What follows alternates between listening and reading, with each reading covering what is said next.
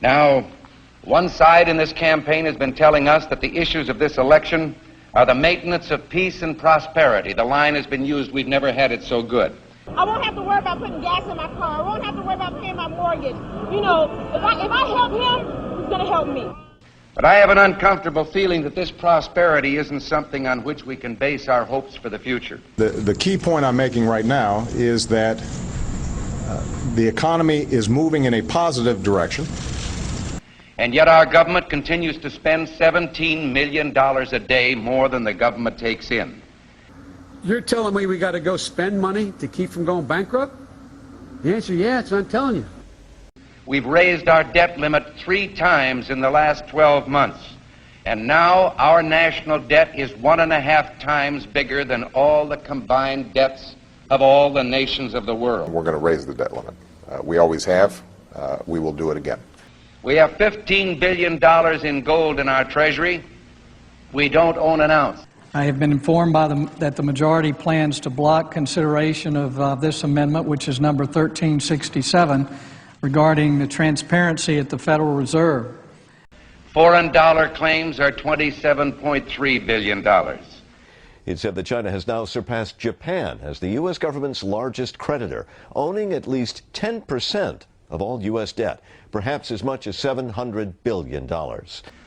And we've just had announced that the dollar of 1939 will now purchase 45 cents in its total value.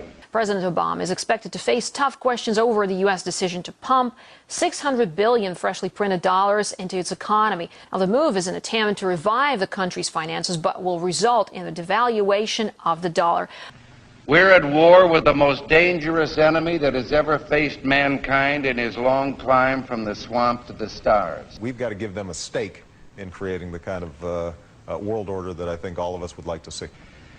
And it's been said if we lose that war, and in so doing lose this way of freedom of ours, you'll construct a legal regime to make indefinite detention legal. history will record with the greatest astonishment that those who had the most to lose did the least to prevent its happening.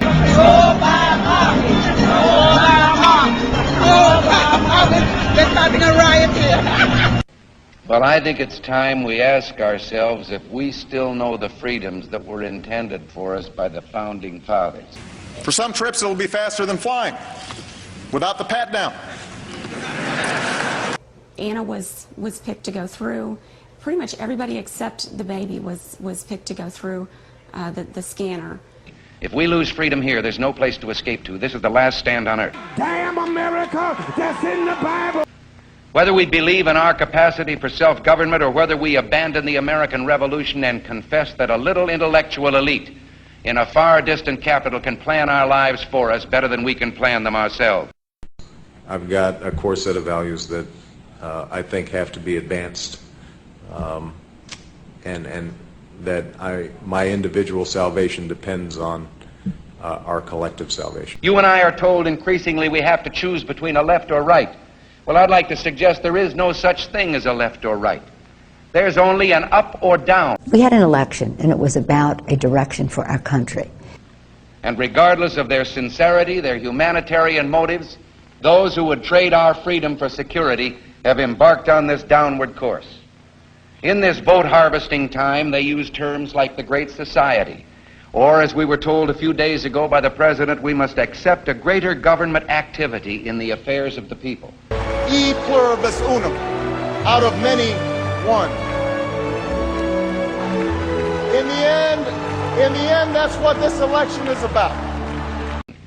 Well, the trouble with our liberal friends is not that they're ignorant. It's just that they know so much that isn't so. Over the course of 10 years, it would cost what it would cost us. All right, okay, we're going to. It would cost us about the same as it would cost